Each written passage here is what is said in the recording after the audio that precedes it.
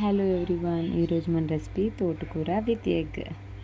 నేనైతే ఒక్కటి తోటకూర తీసుకున్నాను. మీరు ఇంట్లో ఉన్న ఫ్యామిలీని బట్టి మెంబర్స్ని బట్టి తీసుకోండి.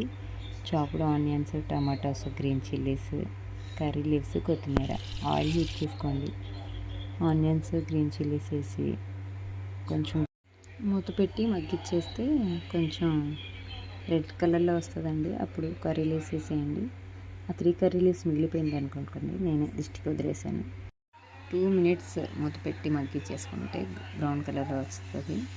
జింజర్ గార్లిక్ పేస్ట్ వేసి అంత మీడియం ఫ్లేమ్లోనే ఉండాలండి. మీడియం ఫ్లేమ్లో వస్తే చాలా స్మెల్ వస్తుంది, మంచిగా ఉంటుంది కూర. ఇంక ఇదే టేస్ట్ అసలు. ఆనియన్స్ బ్రౌన్ అయిపోయిన తర్వాత కొంచెం పసుపు, కొంచెం కారం, ఎక్కువ గరం మసాలా, 1 స్పూన్ ధనియా పౌడర్,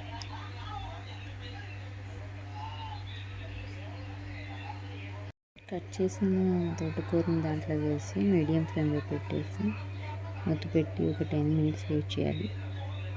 అప్పుడప్పుడు కలిపి చూసుకుంటూ ఉండండి, లేకపోతే మాడిపోతూ ఉంటుంది. ఒక కర్రీలో వాటర్ అంతా ఇంకిపోయిన తర్వాత కొన్ని టమాటా ముక్కలు వేసేసి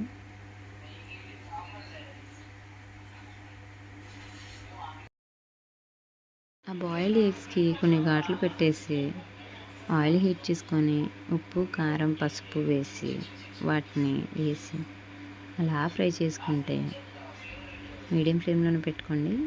ఎగ్ రోస్ట్ అవ్వదు, అటువైపు బాయిల్ అవ్వకుండా మీడియంలో ఉంటుంది. ఆ కూరలో వేసేస్తే ఆ ఫ్రై చేసుకున్న ఎగ్స్ వేస్తే ఇంకా కర్రీ అయిపోయినట్టు.